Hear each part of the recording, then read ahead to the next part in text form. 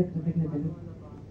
Temple bell Kaushik initiate చేసి 2019లో create అయిన magic మరోసారి క్రియేట్ చేస్తే బాగుంటుంది కదా అన్న థాట్తో, అంటే ఒక మ్యూజికల్ లైవ్ కాన్సర్ట్ని ఆర్గనైజ్ చేయటము అంటే సామాన్యమైన విషయం కాదు. దానికి చాలా చాలా ప్రిపరేషన్స్ ఉంటాయి.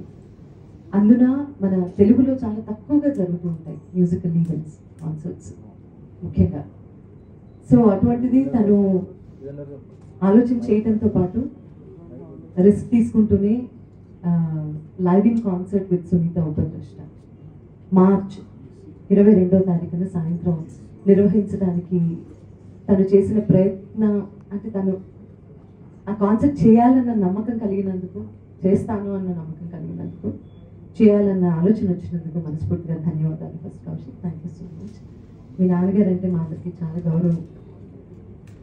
అలాగే ఈ కార్యక్రమాన్ని స్పాన్సర్ చేస్తున్నందుకు నీకు మనస్ఫూర్తిగా ధన్యవాదాలు సార్. ఇవాళ ఒక ప్రెస్ మీట్ లాగా మాత్రమే కాకుండా ఒక చిన్న ఇమోషనల్ మూమెంట్ నేను ఫీల్ అయ్యాను. దాట్ ఆర్పి గారు మాట్లాడేటప్పుడు మ్యూజిక్ ఫ్రెటర్నిటీ అందరినీ రిప్రజెంట్ చేస్తూ మ్యూజిషియన్స్ అందరికీ నేనంటే ప్రేమ ఉంది, నేనంటే అభిమానం ఉంది అని చెప్తూ ఆయన నాకు శుభాకాంక్షలు తెలిపిన తీరు is very touching. You are not just my friend, but you are actually representative of music fraternity. యాక్చువల్గా చూసుకున్నా కూడా మ్యూజిక్ యూనియన్ ఏదైతే ఉందో తను నిర్వహిస్తాను. సో నిజంగా తన ప్రెజెన్స్ ఇవాళ ఈ ప్రెస్ మీట్లో ఉండటం అనేది చాలా స్పెషల్గా ఫీల్ అవుతున్నాను. చాలా చాలా థ్యాంక్స్ మీకు. నిజంగానే సర్ప్రైజ్ నాకు ఇది, కౌశిక్ ఇచ్చిన సర్ప్రైజ్. నేను కోరుకునేదల్లా ఒకటే, హైదరాబాద్లో డెఫినెట్లీ పబ్స్లో అక్కడ ఇక్కడ ఈవెంట్స్ అవన్నీ చాలా రెగ్యులర్గా జరుగుతున్నాయి అండ్ అవన్నీ డిఫరెంట్గా ఉంటాయి. బట్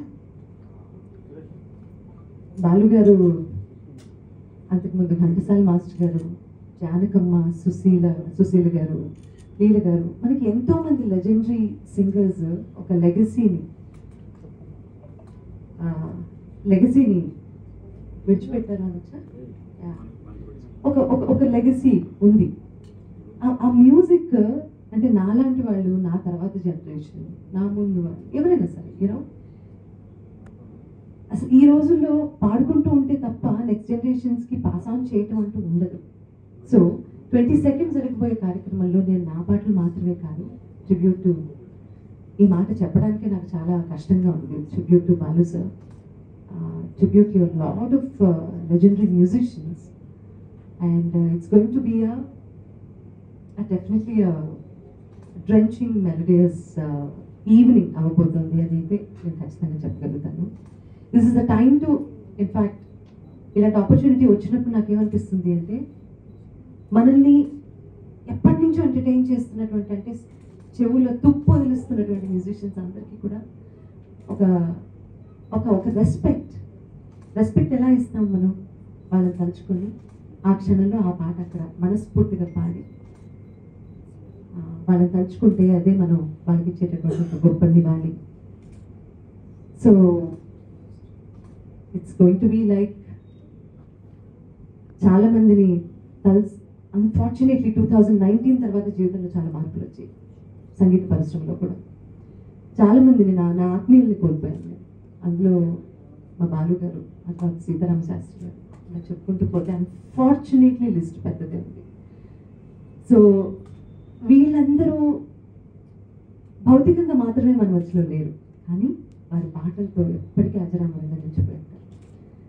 వారిని తలుచుకుంటూ కూడా చాలా పాటలు ఉంటాయి, అలాగే నా పాటలు ఉంటాయి.